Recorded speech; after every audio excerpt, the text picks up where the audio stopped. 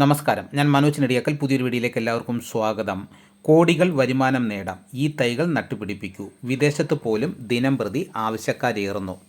നമ്മുടെ രാജ്യത്ത് സസ്യാഹാരികളുടെ എണ്ണം കൂടുതലാണ്.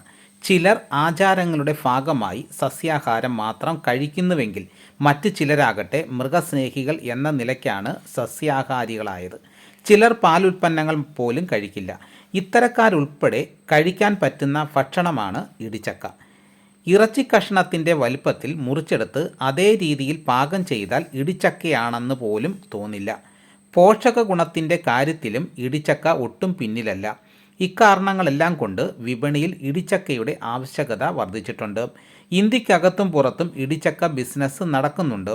നിലവിലെ സാഹചര്യത്തിൽ ഇടിച്ചക്ക വിപണിയിൽ നിന്ന് ശേഖരിച്ച് റെഡി ടു ഈറ്റ് ആയി വിൽപ്പന നടത്തുന്നതും ലാഭമാണ്.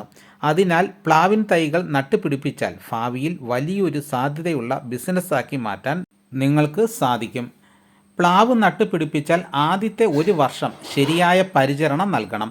ജൈവവളം, നൈട്രജൻ, ഫോസ്ഫറസ്, പൊട്ടാഷ് എന്നിവ വേണ്ട അളവിൽ നൽകിയാൽ പ്ലാവ് വളരെ വേഗം വളരും.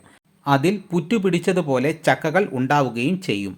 പ്ലാവിൽ വളരുന്ന പ്രധാന പ്രശ്നം ഫംഗസ് ബാധയാണ്. ഇത് തടയാൻ മരത്തിൽ കേടുപാടുള്ള ഭാഗം ചെത്തി വൃത്തിയാക്കി കോണ്ട ഫംഗിസൈഡ് ഉപയോഗിച്ചാൽ മതി. മികച്ച നിലവാരമുള്ള ചക്ക ലഭിക്കുന്നതിനായി നല്ല നടീൽ വസ്തുക്കൾ ഉപയോഗിക്കാനും ശ്രദ്ധിക്കുക.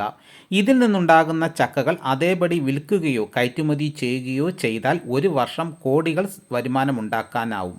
അപ്പോൾ ചക്കയ്ക്ക് വൻ ഡിമാൻഡാണ്. അപ്പോൾ പ്ലാവ് നട്ടുപിടിപ്പിച്ചാൽ ഇതേപോലെ നല്ല വരുമാനം കിട്ടുമെന്നാണ് വിപണിയിൽ നിന്നുള്ള അറിവ്. അപ്പോൾ ഇതോടുകൂടി വീഡിയോയുടെ പൂർണ്ണമാകുന്നു. മറ്റൊരു വീഡിയോയുമായി ഉടനെ എത്താം. എല്ലാവർക്കും എൻ്റെ നന്ദി.